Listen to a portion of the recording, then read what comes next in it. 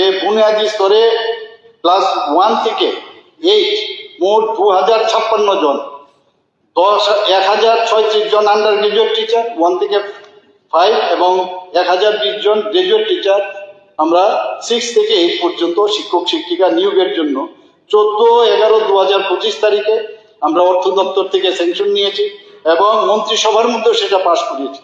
তো এই সিদ্ধান্তের পরিপ্রেক্ষিতে টিচার্স রিক্রুটমেন্ট বোর্ড যেটা তাদের নিকট আমরা রিকোজিশন লেটার আমরা প্রেরণ করেছি এবং যোগ্য যারা প্রার্থী তারা যে প্রাপ্তির সাপেক্ষে অত্যন্ত দ্রুততার সাথে তাদেরকে আমরা নিযুক্তি দেব। আমাদের গুণগত শিক্ষার খুব প্রয়োজন, আমরাও চাই এবং সেই কারণে আজকে যে টেট পরীক্ষার মাধ্যমে আমরা কিন্তু সমস্ত টিচার্সকে আমরা নিচ্ছি।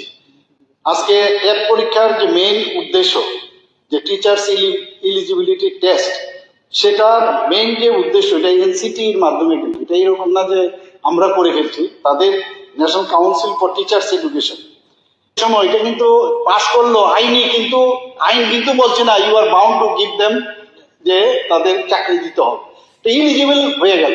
কারণ যে এখন রুলস আগে যেভাবে 10,323কে চাকরি দিয়েছে এখন তো আর সেইভাবে দেওয়া যাবে না এখন, কাজে এই টেট পাস করতে হবে, কিছু রুলস রেগুলেশন করছে তার মাধ্যমেই, এবং এতে করে দেখা যাচ্ছে আমরা যেভাবে চাকরি দিচ্ছি এবং গুণগত শিক্ষার কথা বলছি, টেটের যে টিচাররা এখন আসছে really they are very good এবং এক্সেপশনাল, এত সুন্দর ওনাদের মানে বডি ল্যাঙ্গুয়েজ দেখলাম। আমি যখন ওনাদেরকে অফার লেটার দিচ্ছিলাম 2-3 বার দিয়েছি, আমি দেখেছি এদের মানে বডি ল্যাঙ্গুয়েজই মানে অন্যরকম।